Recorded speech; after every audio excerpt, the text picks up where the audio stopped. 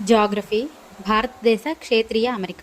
భారతదేశాన్ని ఉపఖండం అని ఎందుకు పిలుస్తారు? అధిక విస్తీర్ణం, భౌతిక, సాంఘిక, సాంస్కృతిక వైవిధ్యం, హిమాలయాల వల్ల ప్రత్యేక శీతోష్ణ స్థితి. భారత ఉపఖండ దేశాలు ఏవి? భారత్, పాకిస్తాన్, నేపాల్, భూటాన్, బంగ్లాదేశ్, శ్రీలంక, మాల్దీవులు. ఉపఖండ దేశాల ప్రాంతీయ ఆర్థిక సహకార సంస్థ ఏది? సార్క్. భారతదేశాన్ని ద్వీపకల్పం అని ఎందుకు పిలుస్తారు? ఒకవైపు భూభాగం, మూడు వైపులా జలభాగం ఉండటం వల్ల. ఇండియా అనే పేరు ఏ నది పేరు నుండి వచ్చింది? సింధు నది, ఇండస్. భారతీయులకు ఇండాయ్ అని మొదటిగా పిలిచిన వారు ఎవరు? గ్రీకులు. ఇండాయ్ పదాన్ని ఇండియాగా ప్రాచుర్యంలోకి తెచ్చిన వారు ఎవరు? బ్రిటిష్. భారతదేశం ఏ గోళాలలో ఉంది? ఉత్తరార్ధగోళం, పూర్వార్ధగోళం. భారతదేశ అక్షాంశ విస్తీర్ణం ఎంత? 8 డిగ్రీల 4 నిమిషాల నార్త్ నుండి 37 డిగ్రీల 6 నిమిషాల నార్త్ వరకు. భారతదేశ రేఖాంశ విస్తీర్ణం ఎంత? 68 డిగ్రీల 7 నిమిషాల ఈస్ట్ నుండి 97 డిగ్రీల 25 నిమిషాల ఈస్ట్ వరకు. భారతదేశ ఉత్తర దక్షిణ పొడవు ఎంత?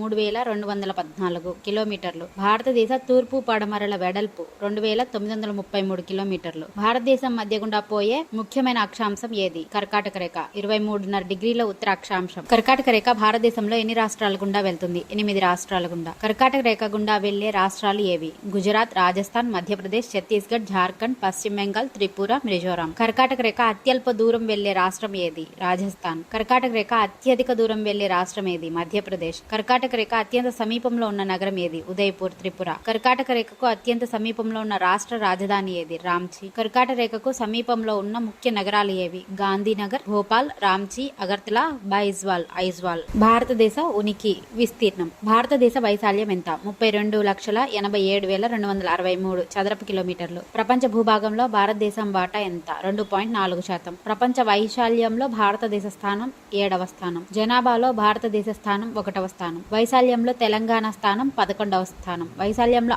ఆంధ్రప్రదేశ్ స్థానం 7వ స్థానం. భారతదేశ అత్యధిక వైశాల్యం గల రాష్ట్రం రాజస్థాన్. భారతదేశ అతి చిన్న రాష్ట్రం గోవా.